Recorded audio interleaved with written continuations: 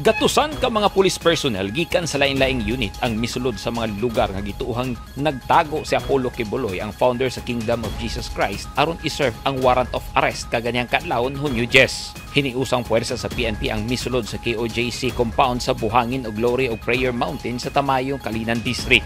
Apan napakyas ang mga pulis kay wala ang ilang gipangita nga si Quiboloy ug 5 ka mga sinaligan niini nga wanted sa kasong kriminal nga child abuse, sexual abuse ug pagsupak sa Anti-Trafficking in Person Act of 2000. Nag-abto ni Kagyanina sa itinugyan na information na naasisibuloy dito o katong 5 kakauban niya.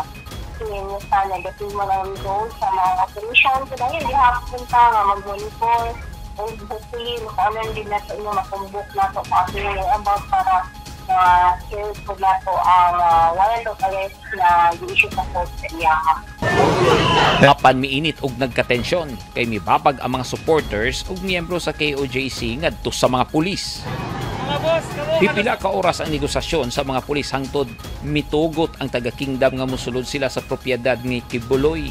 Naka full battle gear ang mga pulis nga gikan sa lain-laing unit sa PNP ug naapay taga Region 10. Sa usa ka interview sa SMNI News, si Elinor Cardona, ang Executive Secretary sa KOJC, nagpahayag nga andam sila bisan unsang sitwasyon ug dili sila moatras. So sa mga supporters and followers na ano sa nila, dapat kalmado lang sila, dapat ma-authorize sa mga ako mag-serve ng warrant of arrest kay kanya mo ang ginahingo kay local man siya. Implementation lang siya sa court processes and then local order siya sa court as part of the due process na dapat atubangon po kasi hindi and 5 others ang mga kaso na hindi hasang at naman sila.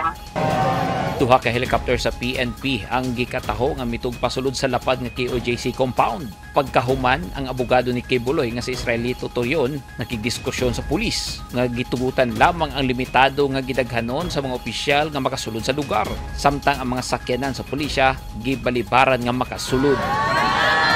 Dili mo undang ang mga pulis sa pagpangita kang Quiboloy ug mga kaubanan niini tungod kay wanted na kini sa balaod.